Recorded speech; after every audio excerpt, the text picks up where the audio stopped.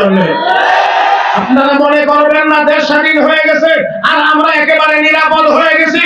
আন্তর্জাতিক সব রকমের চক্রান্ত চলছে এই দেশের বিরুদ্ধে, এই দেশের আলেম ওলামাদের বিরুদ্ধে, এই দেশের মসজিদ মাদ্রাসার বিরুদ্ধে, ইসলামের বিরুদ্ধে। সজাগ থাকতে হবে। যে কোনো জায়গা থেকে আওয়াজ উঠুক ইসলামের বিরুদ্ধে, বাংলার মুসলমান সবগুলো প্রতিহত করার জন্য আমরা প্রস্তুত।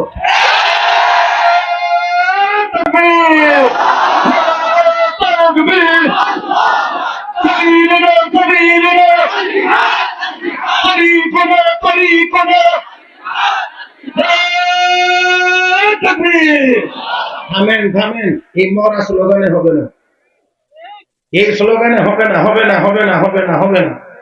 আমার ভাইয়েরা ভালো আওয়াজ করতে পারবেন তো? ভলিউম দিতে পারবেন? আছে আরো ভলিউম? যদি থাকে তো কার জন্য রাখছেন? কালকে তো মাহফিল নেই, তাহলে আজকে দিতে বাধা কোথায়? আপত্তি কেন? আমি আপনাদেরকে জিজ্ঞেস করি, জবান দিয়েছেন কে? শক্তি দিয়েছেন কে? আমরা যে শক্তি বলে কথা বলি, শক্তিটা কার? আল্লাহ। সকল ক্ষমতার মালিক। ومن الناس من يتخذ من دون الله أندادا يحبونهم كحب الله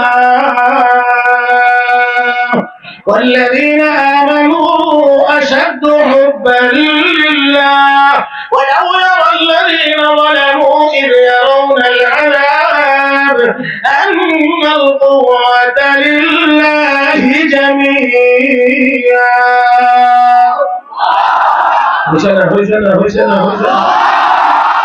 হে মুসলমান, আওয়াজ করে বলেন, সব ক্ষমতার একমাত্র মালিক, সব ক্ষমতার একমাত্র মালিক, সব ক্ষমতার একমাত্র মালিক। দুনিয়ার অনেকের মনে থাকে না, স্মরণ থাকে না, মনে করে 21 সাল, তারপরে কয় 31, তারপরে কয় 41, তারপরে 51, তারপরে 61।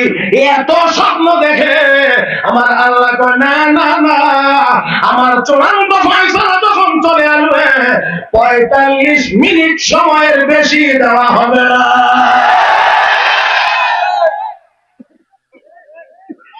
এবার এবার এবার এবার বলেন, সকল ক্ষমতার মালিক আল্লাহ। আল্লাহ। কোনো কিছুই কাজ হবে না, কোনো চেষ্টা তদবিরে ভরবে না, কোনো কিছু লাভ হবে না। হুদহুদ নামে একটা পাখির কথা আজকে আলোচনায় আসতে পারে, সম্ভাবনা আছে, যদি এতটুকু